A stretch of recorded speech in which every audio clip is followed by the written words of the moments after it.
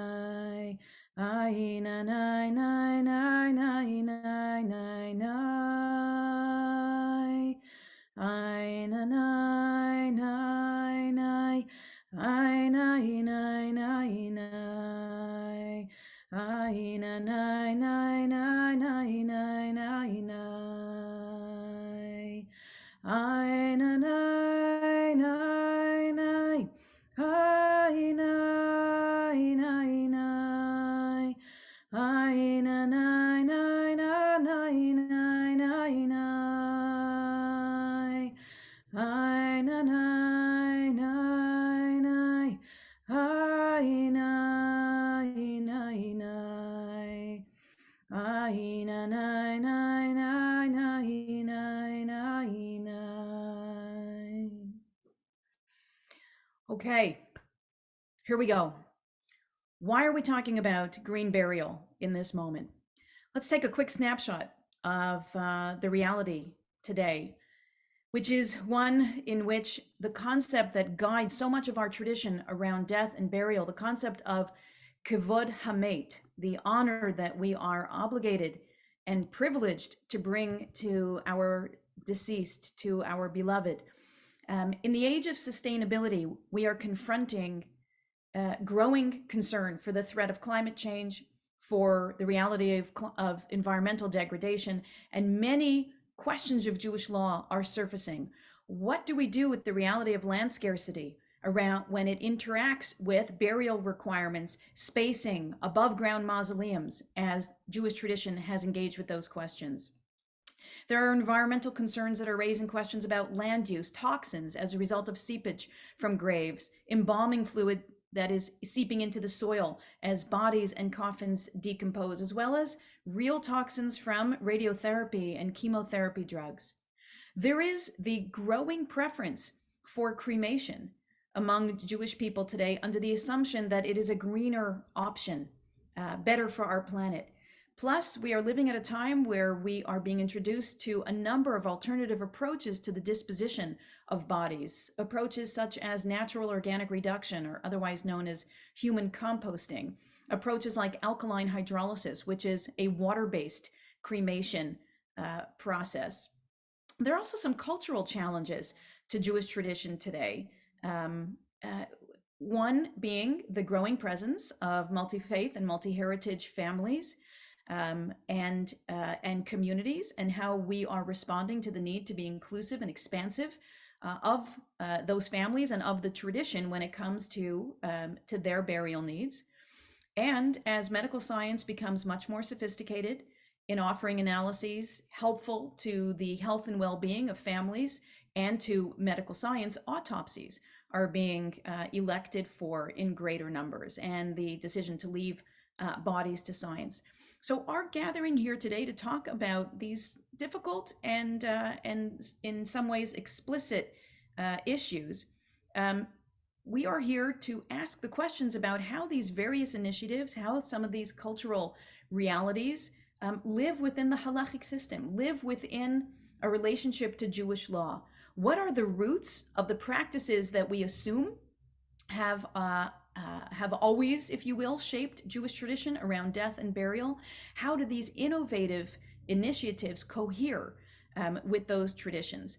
The first step that we're going to take is to investigate some of those assumptions that we bring to this conversation, some of which may need some rethinking. Let's begin with some of the assumptions around Jewish end-of-life practices. Well, we begin with the notion of what it means to be present to, bear witness to, and accompany the mate, the deceased, which we do through the practices of shmirah, of constant supervision of the body from the moment of death until the moment of burial. In fact, the Hebrew word for funeral, livaya, sometimes pronounced a levaya, comes from the Hebrew word which means to accompany. There is a deep spiritual response to death in the form of accompaniment. We prepare a body for burial through the rituals of tahara, the ritual washing and dressing of the body, in tachrichin, in simple white shrouds. The burial in a plain pine box, although that is not a universal tradition, as we'll see, and burial in a Jewish cemetery. The values of simplicity, of dignity, of equality, and above all, as I said before, Kevod Hamet, the honor that we want to show to the deceased. These are thought of as the universally accepted requirements within the halakhic, the Jewish legal tradition. However, how we achieve those requirements, how we bring to life the value of Kevod Hamet, is actually a little bit more nuanced. It is discussed in the tradition with a little bit more flexibility as these assumptions have unfolded over the millennia of Jewish tradition. So let's begin looking at the core requirement of burial. And let's ask ourselves, is burial actually required by Jewish law? For some context, almost every ancient culture emphasized burial and burial rites. And in some cultures, like ancient Mesopotamia, the next world was thought to be actually underground, not above in heaven, but actually deep within the earth. So in order to expedite our dead getting to the next world, burial in the earth made sense based on those beliefs. There are even hints to that in the Torah with references to the word Sheol, which referred to a neutral underground place where the dead were assumed to go. But that doesn't answer the question as to whether this is a legal requirement from the perspective of Jewish tradition. On the one hand, from the creation story in Genesis 3:19, which you see on your source sheets that were prepared for you, we have what seems like the foundational verse for returning bodies to the earth. By the sweat of your brow shall you get bread to eat until you return to the ground. Ad shuvcha el ha'adamah. Why? For from it you were taken, for dust you are, and to dust you shall return. Ki mimena lukachat ki afar ata ve'el afar tashuv. We have this core verse that seems to indicate our belief that we are created from the earth, and so we will return from the earth. But it doesn't clarify for us in what form we will return to the earth. Intact, as we tend to practice, or in some other state. The pivotal verse around which the sages debate whether there is in fact a halakhic, a legal requirement for burial, is the second source you have from Deuteronomy 21, which actually is a verse that deals with the burial requirements of someone who is guilty of a crime. So we read, if a person is guilty of a capital offense and is put to death, and you impale them on a stake, let's not get into that, that's a whole nother conversation.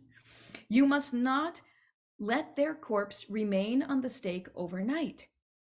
Ki kavor tikberenu bayom hahu, but you must bury them on that same day. Why? Because an impaled body is an affront to God. You shall not defile the land that Adonai your God is giving you to possess. So here we have what the sages focused on, a doubling of the verb, which we translate to bury, ki kavor tikberenu. And that doubling of the verb is debated as a possible source of the legal requirement to bury being a biblically mandated requirement.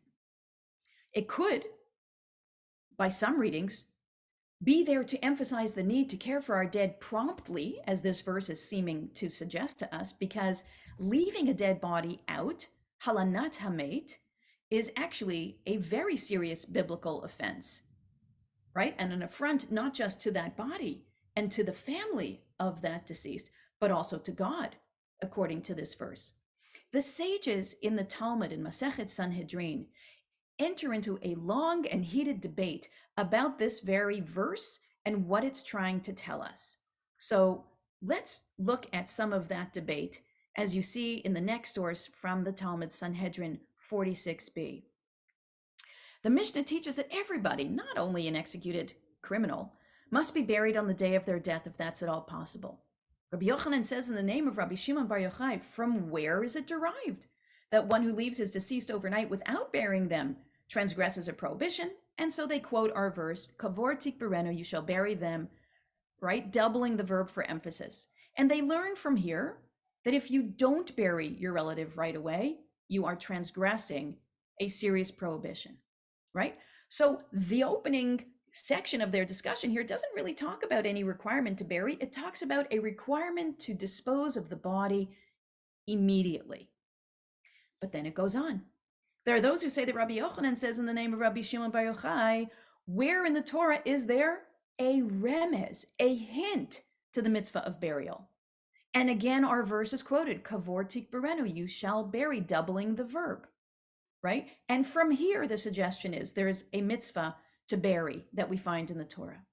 But let's just dwell for a moment on the formulation of the question, where is there a remez, right? They're not asking for an explicit source. They're already admitting that there is no clear source requiring burial. They're looking for a hint.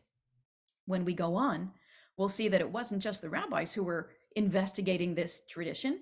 Even non-Jewish people were asking about it. I'm reading the source I'm continuing that source. The Gemara relates, King Shapur, the monarch of Persia, once said to Rav Chama, from where in the Torah is there a hint to the mitzvah of burial? What proof is there that the dead must be buried and not treated in some other manner?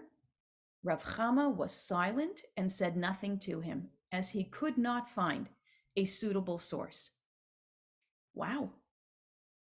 Rav Chama said, I don't know. Now, his colleagues were not so happy with that. Rav Acha Bar Yaakov said, the world has been handed over to the foolish. Rav Chama had so many things he could have answered to King Shapur. He should have said that the mitzvah of burial is derived from the verse, again quoting ours, Kavor tikberenu. But the Gemara fights back against Rabbi Acha Bar Yaakov and says, he couldn't have made such a simple retort to King Shapur, because King Shapur could have said, you know what? All that doubling of the verb says to me is that maybe a coffin should be made for the deceased, that they can be placed in it. Not that the deceased have to actually be placed in the ground. The Gemara challenges. Rav Chama could still have claimed that the mitzvah of burial is derived from, again, the doubling of the verb. And then it answers itself saying, well, if you tried that one, King Shapur could also have retorted and said, you don't learn anything from a doubling of a verb. It's just a stylistic choice. It's not the source of a new law. The Gemara comes at it a third time. Well, Rav Chama could have said that the mitzvah to bury the dead is derived from the fact that the righteous forefathers, Abraham, Isaac, and Jacob, were all buried. The Gemara says, but King Shapur could have said that was just custom. It wasn't law. The sages are here arguing against themselves, throwing out a possibility, providing an objection to that possibility, all in the search of an authoritative source for what seems to be an unquestionable, incontrovertible part of Jewish practice. We bury our dead. Lacking a textual argument, they turn to just family tradition, but that's also rejected as being binding in any way. So they turn to the ultimate source, which is, of course, the Kadosh Baruch Hu, God. And the Gemara continues, Rav Chama could have derived the mitzvah from the fact that the Holy One buried Moses, right? What better proof do we need that that's the way to handle the dead? But the Gemara objects even to that and says, well, King Shapur could still have said that God did that, not because it was a law, but just because that was the custom. It doesn't prove at all that burying the dead is, in fact, a mitzvah. You gotta love that about our tradition, the sort of sacred chutzpah that our sages could even say that God's actions don't prove anything to us about a binding feature of Jewish law, because God could have just been following a custom, following a folk way, if you will. So what do we know so far? We know the fact that the sages were looking for the hint in the Torah, that they really were not clear on this being any kind of biblically mandated requirement that we bury our dead. We know that without that biblical explicit commandment, it opens up to a variety of ways of framing this practice. So some later halakhic authorities rule that since there's a safek, since there is a doubt as to whether it's a biblical obligation to bury, we rule strictly in line with the principle safek de oraita lechumra. When there's a doubt about a biblical commandment, we rule strictly, and so we require all to be buried. But other authorities say, you know what? There's no biblical source for this. It must just be a rabbinic convention, a rabbinic decree. And safek rabbanan lekula. When there's a doubt about a rabbinic decree, we rule leniently. And therefore, if somebody chooses to be disposed of another way, we should honor their wishes, right? So we have a debate that is not concluded within our halakhic literature. And in fact, archaeological studies reveal no distinct Israelite burial practice during the entire biblical period. And scholars have warned us not to draw any firm conclusions about Israelite beliefs or values on the basis of any specific burial practices. The bottom line is that halakhic research, halakhic tradition says relatively little of any definitive nature about burial. There is no clear source for it, and where it treats the subject, the primary concern is to avoid defilement of the dead. The major concern of the halakhic literature is Kevod Hamet, the honor due to the deceased, and not specific burial practices. And that's clear from the lo talin, don't leave this body out. You could argue, as some have, that burial of the dead is one primary and most universally accepted way of fulfilling the admonishment not to leave a body out. And not just the admonishment, but actually the biblical requirement not to leave the body out. But there may be in other ways of fulfilling that requirement. Okay, I'm going to move forward now and share with you some of the other more flexible approaches within the tradition when it comes to burial that evolved over the ensuing centuries. Later authorities, including Maimonides, Rambam, relate to burial in the earth as a mitzvah, but the process wasn't exactly the same as we know it today. We have sources actually that look quite askance at our use of a casket. And we know in Israel, a casket actually to this day is not used. In the 17th century, there are sources that admonish us that if a casket is going to be used, it must have apertures, it must have holes drilled into it in order for the body to fulfill the primary need, which is to be in direct relationship with the earth. Sometimes providing a pillow of dirt under which the head of the corpse was allowed to rest, or placing some dirt on the face of the deceased in that casket. We have other sources that take more lenient stances, suggesting that direct contact with the earth isn't necessarily fulfilled through direct burial in the ground, and that where we place a body inevitably and eventually is returned to the earth in terms of its degrading life cycle, or the life cycle, I should say, of degradation. Other methods than the one that we typically employ in terms of burial included burial in underground. Well, actually, I'll get to some of those specifics in a minute, but some of those different approaches were dictated not by any sense of halakhic tradition, but more by topology, more by the state of the ground and soil conditions. In the time of Maimonides, it used to be the tradition that a cave was dug and a crypt was hollowed out in the side of the cave, and the body was put into the crypt facing upwards, and then dirt and stones were replaced. Almost as an afterthought, Maimonides refers to a casket, which can be used. This latter method of burial in a grotto is actually described in great detail in the Talmud in Masechet Bava Batra. It often necessitated the construction of quite elaborate catacombs, and the distances between each grotto and between crypts were determined not by any objective halakhic formula, but by the soil condition, by the conditions of the rocks, so that each individual burial site would remain intact and separate from its neighbor.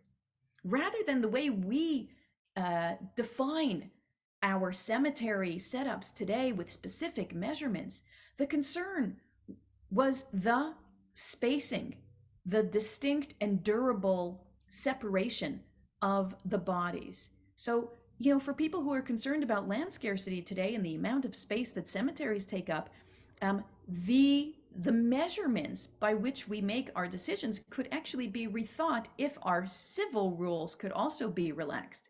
Because the halakhic sources say that if the soil conditions will support it, we don't really need more than 4.5, maybe 5, maximum 6 inches between graves. Think how different it is in the way our contemporary graves are set up. So the depths of graves also seem to have been driven more by local custom than any kind of objective prescription. In some places, the density of graveyards necessitated burying dead above those who were already interred. And again, the custom, not law, the custom was to bury with enough spatial separations to preserve the integrity of each grave. In another Talmudic text, we find actually a completely different approach to burial and the disposition of the body. In a really interesting ancient practice, the corpse was first buried in a koch, in a hollowed out space underground, and it was left in that space for a period of about 12 months until the flesh had completely decomposed or the skeleton had come apart. And on an appointed day, the family would go and collect the bones that had been left and would then bury the bones in an ossuary or some kind of family burial receptacle, often placed back in the cave. And that way, the koch, that sort of hollowed out space, could be used by another body until it again would break down, and then the bones would be collected and buried, oftentimes with family. And that's what helps us understand references in the Torah to phrases like around the death of Avraham, Vayasef el Amav, he was gathered unto his people. And the same for some of the other patriarchs. That reflects this idea of gathering his bones and placing them in an ossuary next to his kin. And those Talmudic descriptions are actually supported by archaeological findings in Israel. In fact, some even say that you could make one long casket with dividers in it and keep adding bones from family members into that single casket, and then laying them to rest more permanently there, which is what we see in the Talmud. Rabbi Yehuda Hanassi had actually requested for himself. Imagine the economy of space, the efficiencies that we could create if this early model was brought back to life. We see vestiges of this visible in cemeteries in northern Israel. These practices provided the blueprint for massive underground cemeteries that are being built also in Jerusalem, in response to very limited space. So there are alternatives that live within the tradition, both in ancient times and even in modern iterations today, in terms of where we bury, in terms of the architecture of our burial grounds. Above ground mausoleums, which have become more popular, were often frowned upon by Jewish authorities in history, but that whole concept is not new. Even Maimonides refers to them in his writings. So while I will share that doing a funeral for someone who's being buried in an above ground mausoleum is a new and often unusual experience, as it was to me the first time I was summoned to do a burial of that kind.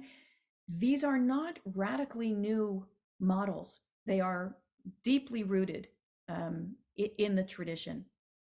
I will share with you in a description of some of these that all have the potential to bring greater efficiencies to our practices.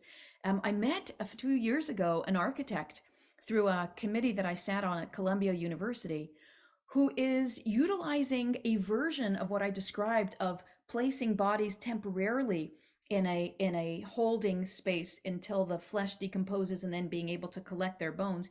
She is using a version of this model to bring our dead back to our cities. I live here in New York City, and our cemeteries in the city are completely, and have been for a long time, absolutely full. And so people tend to bury their dead in outer lying suburbs, Long Island, New Jersey, that could be an hour and a half, sometimes 2 hours away. In an effort to bring our dead closer to home, she is trying to revive this pattern of reusable chambers. And she's trying to also capture the energy that is released from the body as the body is decomposing, and using that energy to power city lights around those city cemeteries. It's a fascinating initiative that touches on notions of sustainability as spiritual and religious priorities today in very creative ways.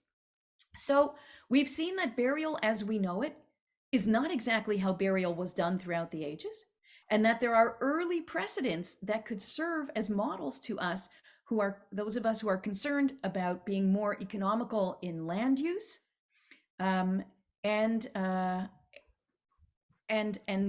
more expansive in our understandings of how one returns a body to the earth.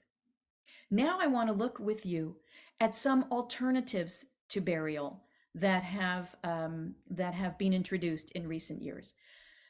Cremation is not new, but the growing numbers of people within the Jewish community, and certainly beyond, who are electing for cremation is bringing renewed energy to the conversation around how cremation actually lives in relationship to Jewish law. Cremation was uncommon throughout ancient Mesopotamia, owing to the simple fact that cremation requires a tremendous amount of wood. And there was a scarcity of wood. in that area of the world. But also keep in mind that the next world didn't live up above, but rather down below. So the notion of bodies being transformed into smoke that would ascend to heaven also didn't correlate to the reigning beliefs at the time. Now, halakhic authorities throughout previous millennia have prohibited cremation, to be clear. But again, there is no explicit source in the Torah or in the Talmud that forbids cremation. Certainly, cremation was understood to be a pagan practice where it was practiced in ancient times, and so became associated with idolatry, which helps to explain rabbinic halakhic opposition to it. But there also seem to be some texts that suggest that it might have been practiced in a limited way in our ancient Jewish history. So take a look at one text that comes from Yirmiyahu, where the prophet Jeremiah is telling the king Tzidkiyahu that while Jerusalem will indeed fall to the Babylonians and people will be killed, he himself will not die a violent death. I'm looking at Yirmiyahu 34, where he says to Tzidkiyahu, you will die a peaceful death. Uchemisrefot avotecha, and as the burnings of your ancestors, the earlier kings who preceded you, so they will burn for you, and they will lament for you. Or consider the verse that I don't think you have in front of you from Shmuel, from Samuel. After Sha'ul dies in the war against the Plishtim, actually, I think you do have it. All their stalwart men set out and marched all night. They removed the bodies of Sha'ul and his sons from the wall of Beit Shan and came to Yavesh and burned them there. They burned them there. And they took the bones and buried them under the tamarisk tree in Yavesh, and they fasted for 7 days. Now, it's a little unclear in the verse from Yirmiyahu whether they were burning the bodies or the possessions. Keep in mind, it was very common in the ancient world, after a member of the royalty died, to burn their royal possessions, their bed, their utensils. And they also would sometimes burn spices or incense as part of the embalming. In Masechet Avodah Zarah, another area in the Talmud, it teaches that it wasn't the actual kings who were burned, but rather a Braita teaches that we burn items of the king as an expression of grief. And Rambam, actually, in his Mishnah Torah, I think you have that on your sheet. The king must receive great honor. He is to be venerated and feared by everyone. No one may ride his horse, sit on his chair or throne, use his scepter or his crown or any of his vessels. When he dies, all of these are destroyed by fire. And in fact, with regards to Sha'ul and his son, there is a commentary by Radak, Rabbi David Kimchi, who explains that the bodies must have been filled with worms because they had been lying out on the battlefield for a while, and it wasn't respectful to bury them in that condition. And so they burned the flesh of Sha'ul and his sons in order to rid the bodies of the worms, and then they buried the bones. In other words, they burned the bodies as an expression of Kevod Hamet, of honor to the deceased, implying that there may be circumstances under which cremation might be okay if indeed it serves the purpose of showing honor to the deceased, of preventing some kind of bizayon, degradation or indignity. But what constitutes bizayon? What constitutes indignity? Does this permissiveness under these circumstances open the doors if there is no blanket prohibition? Especially if the conversation around burial is inconclusive, right? And seems to be just a widely observed custom. The Talmudic conversation and debate that we opened with in Masechet Sanhedrin carries on about whether not being buried is itself a source of disgrace or shame. Or whether burial is required in order to secure atonement for someone who dies. And all I can share with you is that that discussion remains unresolved. And some other insights from the sources on the topic of cremation, we have an interesting ruling from the medieval code of law, the Shulchan Aruch, that says, you know, you're not supposed to carry things from the private domain to the public domain on Shabbat. And there is a source that says, even if a body that is awaiting burial needs to be moved because there's a risk of fire where it is currently lying and the body could be at risk for being burned, the law says you may not move it on Shabbat. Right? And that unusual ruling, we might expect that in order to protect the body from any kind of offense, that we would certainly allow for its movement on Shabbat. But the Shulchan Aruch rules that you can't move it. And a later commentary explains that the reason you can't move it is because a body being burned is not considered bizayon. It's not considered in any way a disgrace or a source of indignity. And that if someone requests that their body be burned, so says the Magen Avraham, a 17th century Polish authority, then we might do well to listen to them. And as you can see in the source sheet from Masechet Gittin, mitzvah lekayem divrei hamet, it is a separate and compelling requirement that we honor the words, the instructions, the requests of the deceased. We also have this notion that comes to us from the Rashba, from an even earlier source in the 13th century, that if somebody requested to be buried in a different location from the one in which they died, maybe there's a family cemetery plot somewhere, but they weren't able to be transported on the day that they died, and they're put in a temporary grave, it is permitted to put chemicals on the body to accelerate its decomposition so that it does not lose dignity for not having been disposed of right away, right? So that during the waiting period, the body can, in fact, proceed in an expedited way to decompose, and that the transportation can then take place without further risk of degradation to the body, right? So what analogy might we draw between placing a chemical, an external chemical on the body to quicken its decomposition, to this question of cremation? Again, there are authorities who say that anything we do to honor the dead or to benefit them can never be considered bizayon, can never be considered degrading them or compromising them in any way.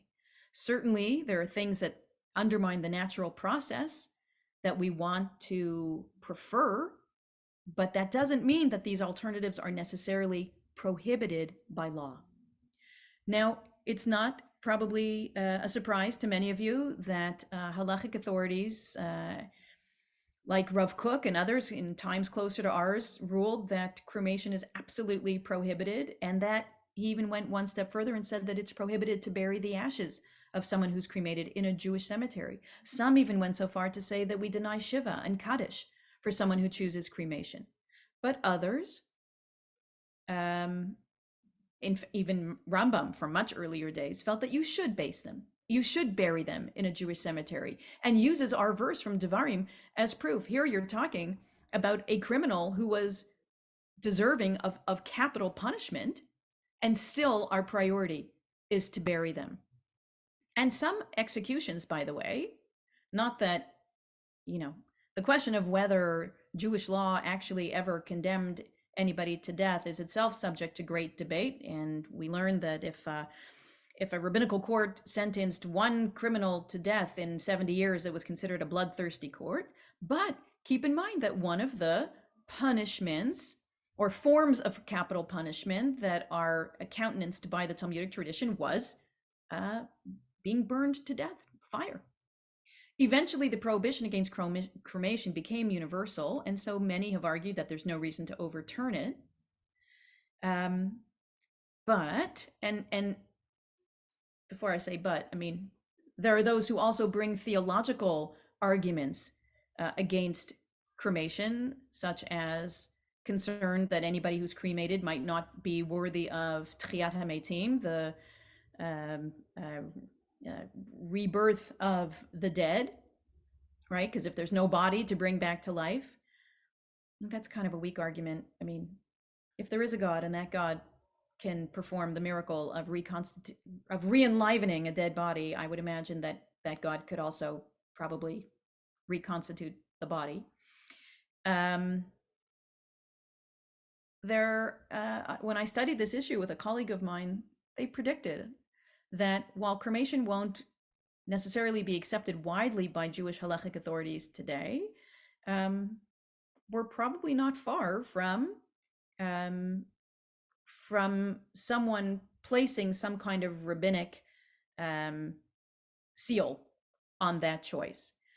But wherever we may fall along that spectrum, what's important for us to take away is that there is no explicit verse against cremation, and there are sources which prioritize respecting the wishes of the deceased over any particular form of the disposition of their bodies.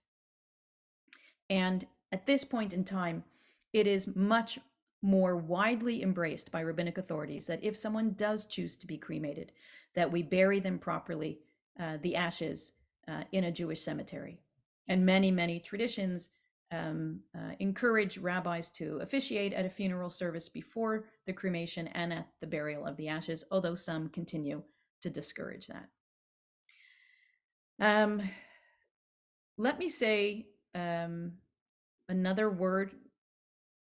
On the cremation piece, what I can say is that some who discourage cremation have used the withholding of tahara, of the ritual purification of the body, as an attempt to discourage cremation. I think it's fair to say that none of those efforts, which are often experienced as punitive, have done anything to diminish the interest among Jewish people in cremation. So we are facing in this conversation a conversation that we find ourselves in around many contemporary questions of Jewish law, which is that in an age where Jewish practice is by and large a voluntary expression of Jewish commitment, those of us who are privileged to be in positions of trying to offer meaning and purpose and learning and inspiration, have to do very deep wrestling with whether we are here to impose a single model of Jewish expression, or whether to be able to walk with people in the variety of choices that people are making and try to bring as much Jewish meaning and connection and integrity to those choices. I learned,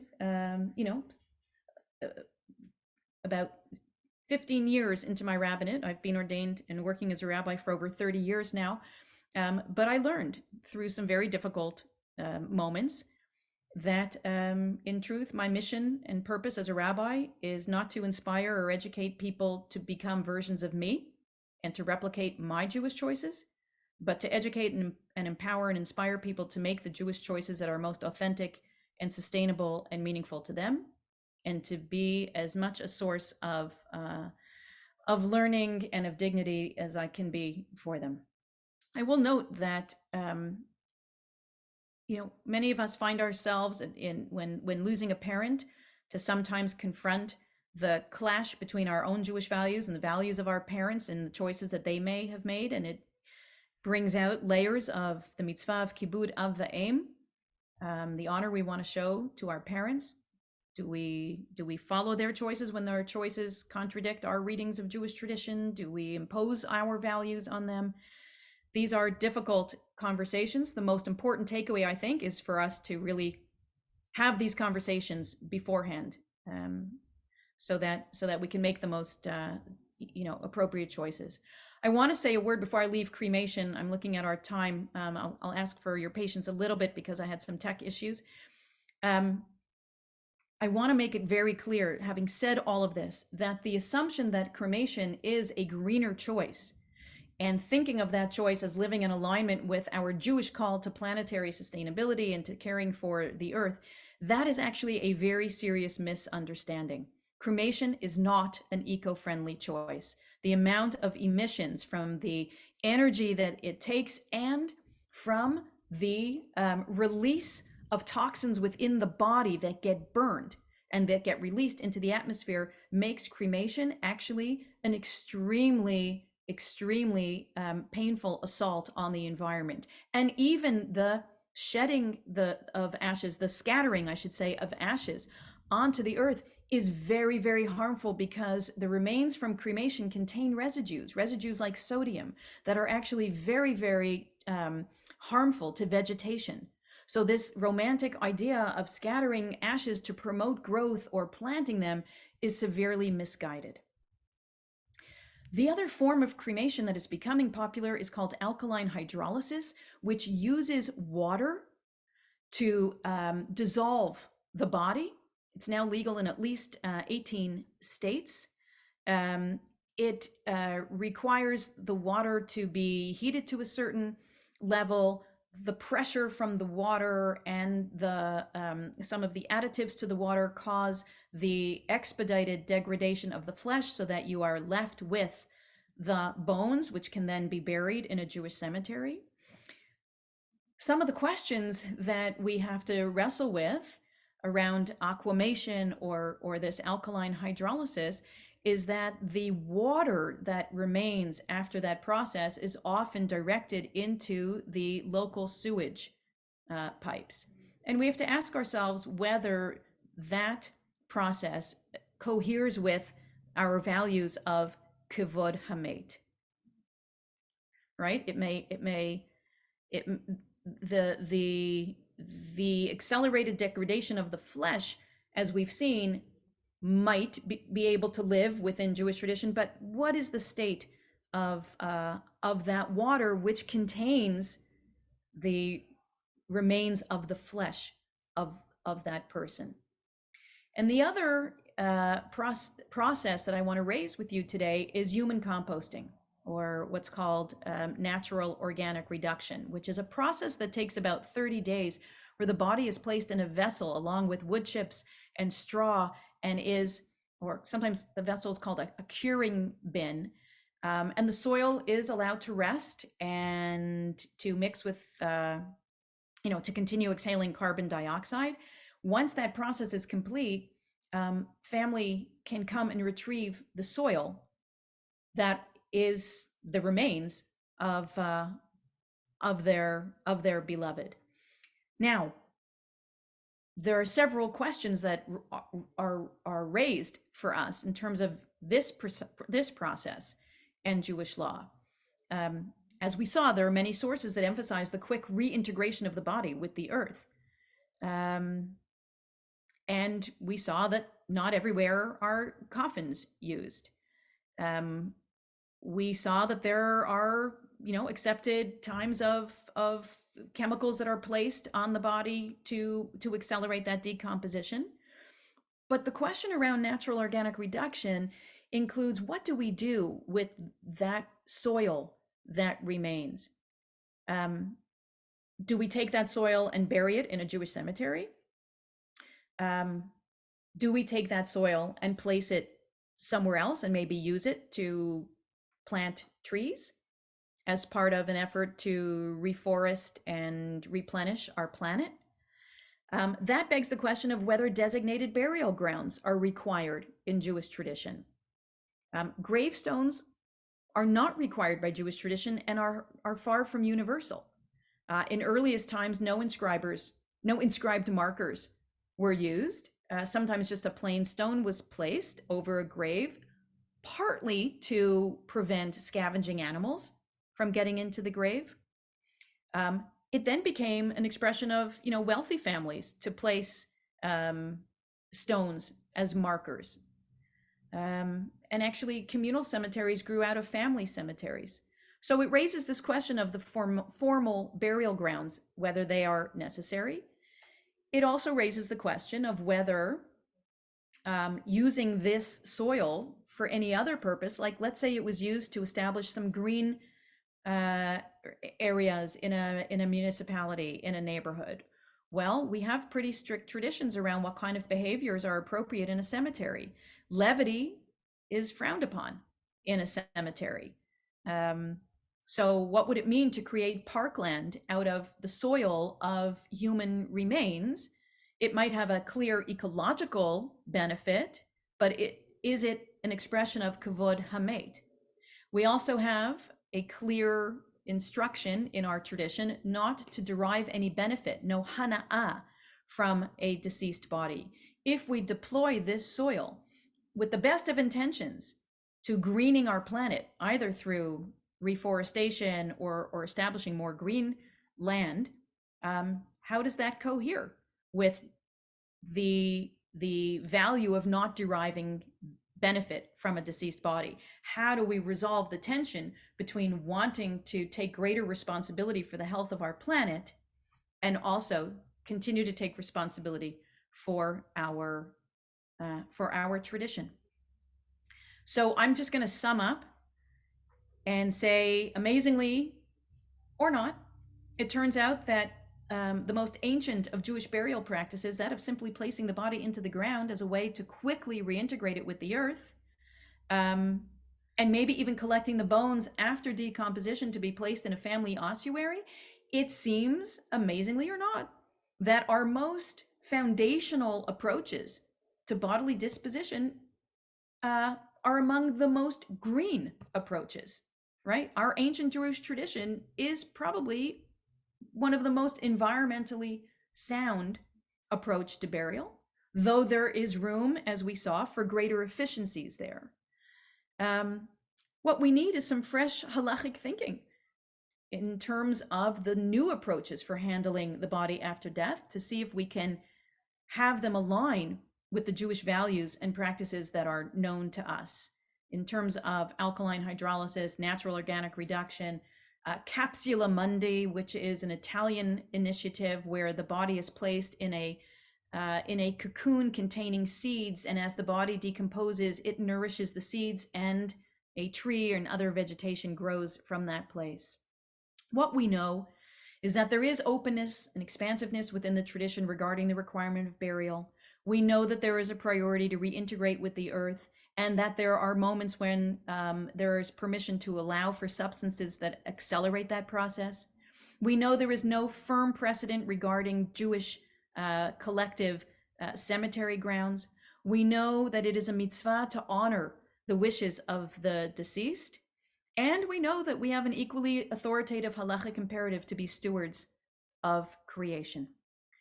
And so, in this moment, where environmental responsibility is, I would say, among our top religious priorities today, this conversation could not be more urgent. And we are appealing not for uniformity in any way, but for our tradition and those who call it home, to bring courageous expansiveness to this conversation, and to the efforts to promote a creative tension between all we know and love about our past and the tools that are at our disposal today to build a redeeming and hopeful future. Thank you so much, Rabbi Lewittes. That was really, really fascinating. We'd love to open it up to questions or comments. We do have a couple minutes left. Feel free to raise your hands. And I see, Dean, you have your hand up. Hi, thank you so much for what's really been a terrific presentation. I'm wondering if you could speak to what is sometimes called forest burial, of burying of bodies in natural land, without markers, without chemicals or coffins, and the planting of trees and vegetation that will grow there directly. I think that that sounds very much like our most ancient of practices, right? Where burial took place not in designated communal areas. Rachel was buried right on the road, along the side of the road. What is critical is that however that is done, that it is done with great dignity and respect for the deceased, and that there is a way to perhaps designate that there are human remains there, so that those who come upon that space treat it with the appropriate respect. But it sounds most like what we've always done. Thank you. I see there were a few questions that came in the chat. I'm going to try to find the top one. One from Daniel was, what are you planning to do for yourself about burial? Funny you should ask. I am actually in the process right now of building a cemetery. I am Canadian, in case you didn't catch it in some of my pronunciation, and I'm very blessed to have grown up with a family home in the Laurentian Mountains north of Montreal, in a beautiful municipality called Ivry-sur-le-Lac. And several of our Jewish neighbors, we've come together, and we are in the process of designating some land as Jewish burial land for those of us who feel that place to be home in a deep existential way. And we are hoping to provide this space to Jewish people and to others who have made their home in our Jewish families and in our Jewish communities, to be able to bring not just the treasure of traditional practices, but also some of these newer initiatives in alignment with Jewish values, in the establishment of a green Jewish burial place. And so that's my intention in terms of location. And as we continue to discover whatever constraints are placed upon us by the municipalities, it is my wish to be buried as directly as possible into the earth, and if that is allowed without a coffin, that would be my choice. I will share with you, we have one green Jewish cemetery in the United States, Gan Yarok, in Marin County, California, where one of my dearest friends, master Jewish educator Rachel Brody, Zichrona Livracha, was buried almost a year ago. Her yahrzeit will be observed this coming Thursday, and this gives me a chance to also offer this teaching in her memory. It was the first green Jewish burial that I ever witnessed, and it was, again, I don't mean this tongue-in-cheek, but it was truly life-changing for me in terms of the possibilities that it manifested. Rachel was buried directly into the earth, wrapped in tachrichin. She was transported to the burial site on just a wooden platform for the logistical dignity, frankly. And prior to her being placed into the earth, there were branches and branches of evergreen that were placed as a bed, if you will, within the ground. She was then placed into the ground, and then on top of her were placed more branches of evergreen, and then on top of those branches, earth was replaced. And if you've ever been to Gan Yarok, to the cemetery, it's not a cemetery that is designed in a grid-like fashion, but there are graves that are dug into the side of the rolling hills of Marin County, within the precincts of the cemetery, so that people are more scattered is not the right word, but placed in sort of idiosyncratic ways, as opposed to it looking like a formal grid. I was deeply moved by that experience and would hope for a similar experience. Thank you. I'm sorry we won't really have time to answer any more questions. I know there were a few more, but I'm happy to stay on a few more minutes if you are, but I don't want to undermine your programming integrity. Unfortunately, I don't think I'm able to stay on later. Maybe if you're comfortable sharing your contact information, or people could send me questions, maybe we could arrange something like that. Absolutely. I'm going to put my my email in the chat, Adina Lewittes @gmail.com. I'm sure you have my name from whatever publicity you saw for this program. So it's just my name at Gmail, and I would be honored and delighted to continue this conversation with anyone who has any more questions. Thank you very much for sharing that.